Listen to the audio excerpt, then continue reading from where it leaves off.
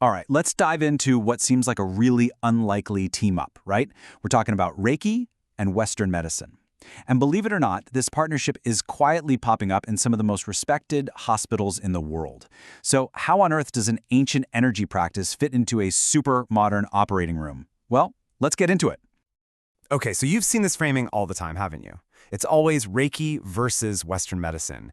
It's set up like this huge battle, ancient wisdom against modern science. And it basically forces you to pick a team. But here's the thing. What if that whole idea, that entire versus setup, is just wrong? Yeah, that whole versus thing, it's probably one of the biggest misconceptions floating around. So let's just go ahead and debunk it, shall we? So this idea that Reiki is somehow against Western medicine, it's not just a simple misunderstanding. It can actually be pretty harmful. I mean, it creates this totally false choice for patients, right? It makes them feel like they have to pick one or the other, when the truth is they could actually be getting the benefits of both. But the reality, it's a completely different story. As we're about to find out, this isn't about opposition in the slightest. Nope, it's all about collaboration.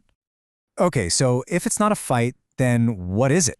Well, the whole key to understanding this partnership comes down to one really important word: complementary. And this is such a critical distinction. See, an alternative therapy is something that tries to replace your regular medical treatment. Reiki just doesn't do that. It's complementary, which means it's designed to work with and support what your doctor is already doing, whether that's surgery or medication. It's not a substitute, it's like an ally. So, if they're not fighting for the same spot, how do they actually work together? Let's look at what this collaboration looks like in a real, actual hospital. This breakdown really shows how their roles are different, but also how they fit together so well.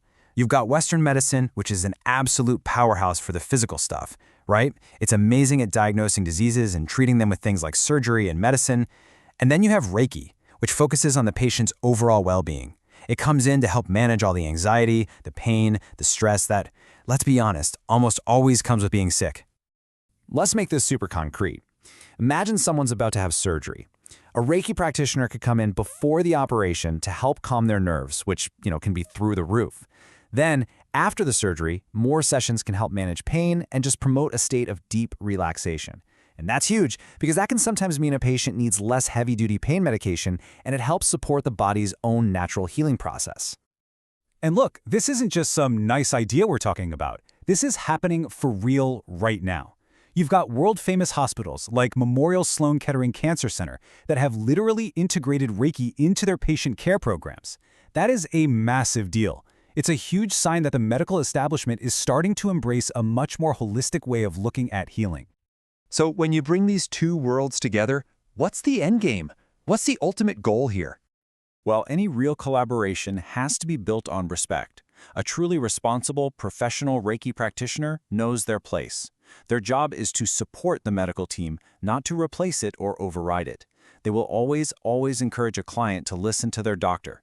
The goal is to make sure the patient is surrounded by a single, unified team that has their back. Because at the end of the day, the goal is pretty simple: to give people a better, more complete experience when they're going through a tough time.